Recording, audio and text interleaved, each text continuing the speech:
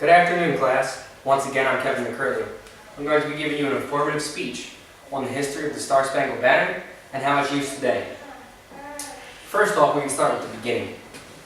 During the War of 1812, which is also known as the Second American Revolution, due to the fact of broken promise from the British, during August of 1814, the British marched on our nation's capital, burning down the Capitol building and the White House.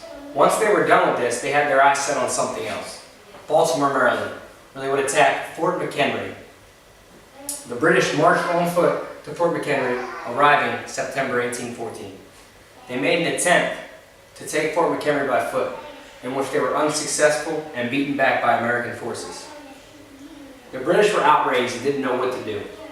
So, they had 16 warships placed around Fort McHenry, and they were about to bombard Fort McHenry. Once this happened, or as this was going on, Francis Scott Key was sent to negotiate for a prisoner known as Dr. Beans. Now, Dr. Beans was a doctor who had treated both sides during the wars. He had treated the British and the American forces alike.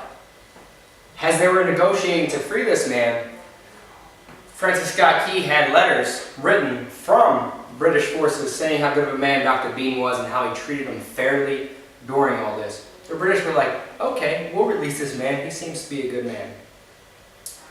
However, the British, as they were letting him go, were like, hold on, wait. We can't let you guys go yet because you know our plans. Our plans to bombard Fort McHenry tonight. So they locked up Francis Scott Key and Dr. Beans and threw them in a cell. And the bombarding begins. For 1 day and 2 whole nights, they begin to bombard Fort McHenry. Boom, bang, boom, bombs raging in. On that second morning, when the bombs have stopped, Francis Scott Key comes out of his bed and he's peering out the window. He can't see anything, so he reaches into his pocket and grabs one of those letters, which is blank on the back, and a telescope. He peers out with his telescope. He can't see anything.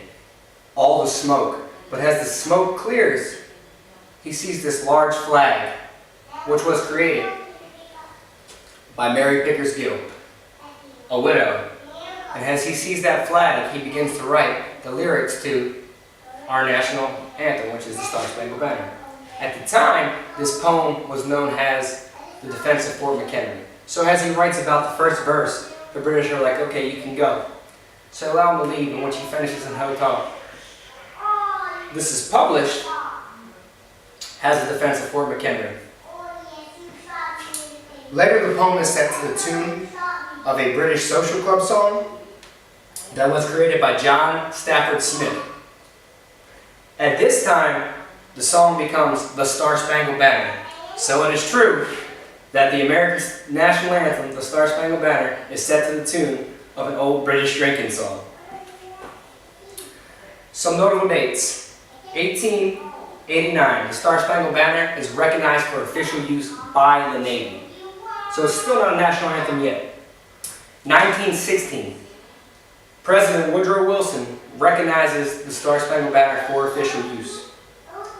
In 1918, during the 7th inning stretch of the World Series, the national anthem is played. It is such a success that it's played for the remainder of the World Series games thereafter.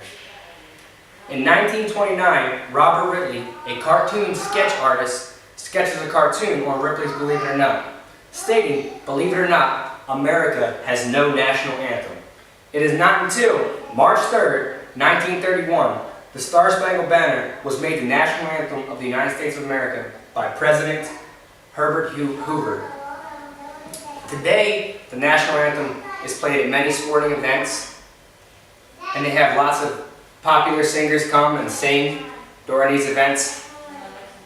However, it is pre-recorded now and a lot of times lip sung because of the fact there have been many mistakes made during it. They don't want to continue to make these mistakes, so now they lip sing it multiple times since then. National anthem is also used in many military functions like large ceremonies. It's always played. That's the origins of the Star-Spangled Banner and how it's used today.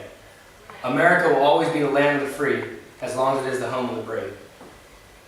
Thanks for the time, class.